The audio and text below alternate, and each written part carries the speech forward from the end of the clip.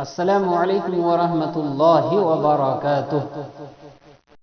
آج کی اچھی بات یہ ہے کہ جن لوگوں کی تربیت میں کمی رہ جاتی ہے وہ دوسروں کو تانے مارنے، عیب جوئی کرنے، الزام تراشی، بہتان لگانے، پروپیگنڈے کرنے، سازش اور چالیں چلنے میں ساری زندگی گزار دیتے ہیں۔ آج کے اس مطلب پرست دور میں اگر لوگ آپ کی تعریفیں بھی کرنے لگے تو سچ نہ سمجھ لینا، کیونکہ اکثر تعریفوں کے پل کے نیچے مطلب کی ندیاں بہتی ہے۔